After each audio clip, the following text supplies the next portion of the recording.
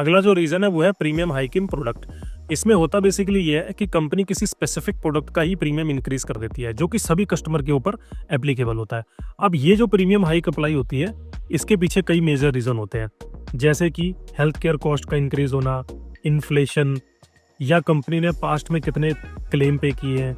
तो ये सारी चीज़ों को ध्यान में रख करके कंपनी अपने प्रोडक्ट का प्रीमियम इंक्रीज कर देती है। तो अगला रीजन जिसके बारे में ज्यादातर कस्टमर्स को भनक तक नहीं लगती, बट ये कस्टमर स्पेसिफिक होता है। फॉर एग्जांपल, आपने एक हेल्थ इंश्योरेंस लिया और लेते वक्त आपने अपनी कोई मेडिकल हिस्ट्री डिस्क्लोज की हुई थी, for example BP, sugar, thyroid या कुछ और कंपनी ने उसके ऊपर स्टैंडर्ड प्रीमियम से ऊपर आपसे एक्स्ट्रा चार्ज किया था, जिसे बोलते हैं लोडिंग। तो कंपनी ने आपसे एक परसेंटेज ऑफ लोडिंग आपसे एक्स्ट्रा चार्ज की हुई थी। अब होता ही है कि फ्यूचर में जब भी आपका प्रीमियम इंक्रीज होगा, अगर आपकी एज स्लैब चेंज हो गई या कंपनी ने प्रोडक्ट का ही प्रीमियम इंक्रीज कर दिया, तो जो भी आपका स्टैंडर्ड प्रीमियम इंक्रीज हुआ और जो आप एक्स्ट्रा लोडिंग दे रहे थे, वो लोडिंग एक परसेंटेज की कैलकुलेशन में होती है। फॉर एग्जांपल 10% की लोडिंग थी या 20% की लोडिंग थी, तो वही परसेंटेज जो आपका स्टैंडर्ड प्रीमियम इंक्रीज हुआ है उसके ऊपर अप्लाई होगा। तो इधर से आपका लोडिंग का जो प्रीमियम है वो भी इंक्रीज हो जाएगा। तो होता ही है कि फ्यूचर में कई बार कस्टमर का एज स्लैब भी चेंज हो गया और साथ के साथ लोडिंग जो लगी हुई थी उसका भी प्रीमियम बढ़ गया।